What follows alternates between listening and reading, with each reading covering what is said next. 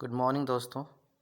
जैसा कि हम लोग 10th क्लास में पढ़े थे कि एनसीईआरटी मैथ का हम लोग एक्सरसाइज 5.2 बना रहे थे, तो उसमें 7 नंबर तक सवाल बन गया था। 8वां हम लोग देखते हैं।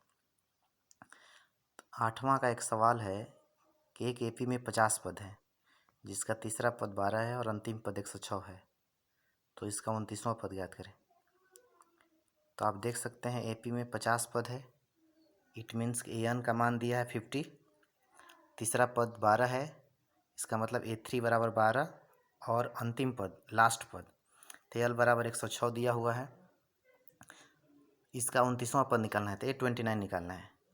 तो हमारे पास दो चीज़ें मिल चुकी हैं, एक है A3, तो इसका मतलब A+2D बराबर 12 लिख देंगे, और एल बराबर 106, तो लास्ट टर्म, तो लास्ट कितना है 50 पद है, तो इसीलिए हमारे पास फार्मूला आ गया A+49D बराबर 106।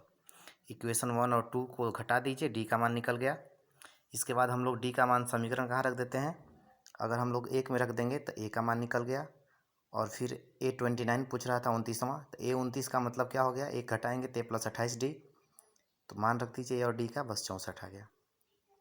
अब क्वेश्चन नंबर 9 देखिए, करा यदि किसी एपी के तीसरे और 9वें पद क्रमशः 4 और -8 है तो इसका कौन सा पद शून्य होगा। इसका मतलब है कि A3 4 दिया है, A9 -8 दिया है, और AN जो है आपका 0 दिया हुआ है। इसका मतलब हम लोग को एन का मान निकालना है। तो चलिए A3 का मतलब हो जाएगा A+2D, A+2D, और A9 का मतलब हो जाएगा A+8D बराबर -8, इक्वेशन 2।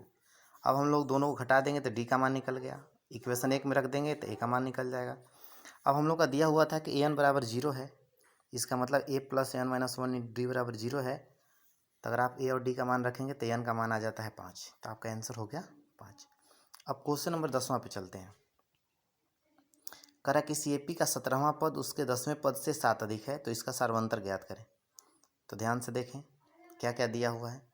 इसका मतलब यही दिया है कि A17 जो है एपी का 17वां पद 10वें पद से A10 से 7 अधिक है, 7 अधिक है, हमने लिख दिया। अब A17 का मतलब सब जानते हैं A+16D, और A10 का मतलब A+9D +7, ए कट गया, 9 को अगर उधर भेज देंगे तो 16 में से 9 गया 7, 7D बराबर 7, 7 से 7 कटा देंगे तो डी का मान हो गया 1। अब चलते हैं क्वेश्चन नंबर 11 में। आपका दिया है कि AP3 15 27 39 डॉट डॉट का कौन सा पद उसके 54वें पद से 132 अधिक होगा। इसका मतलब ए का मान 3 दिया है, डी का मान निकालना चाहें तो 15 में से 3 घटाएंगे तो 12 हो जाएगा, और एन पूछ रहा है कौन सा पद होगा, एन बराबर व्हाट। तो आपका क्या दिया है क्वेश्चन में कि एन जो एनवा पद है वह 54वें पद से 132 अधिक है। एनवा पद जो है 54वें पद से 132 अधिक है, तो बस वैल्यू रख दीजिए।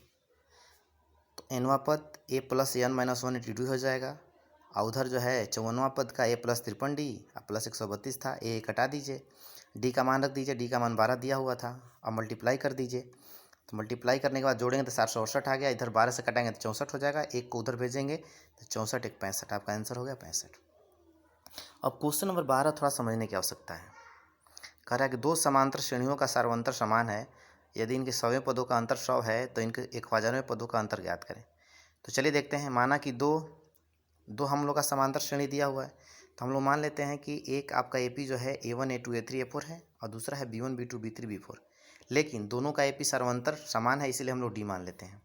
दोनों का एपी सार्वंतर है, डी मान लेते हैं। तो चलिए क्वेश्चन कर रहा है 100वें पदों का अंतर, तो इसका मतलब A100 पहला एपी के लिए और द्वितीय एपी के लिए B100, दोनों का अंतर कितना है 100 है, अंतर मतलब घटाओ।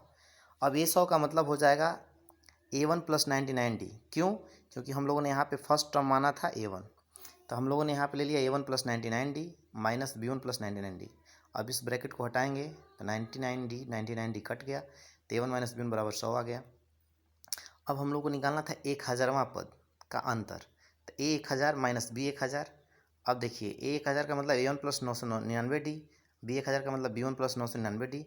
अब 999D 999D कटा देंगे तो A1 - B1, और A1 - B1 का मान ऊपर कितना आया है 100, तो A1 - B1 का मान 100 रख देंगे तो आपका आंसर आ गया 100, राइट।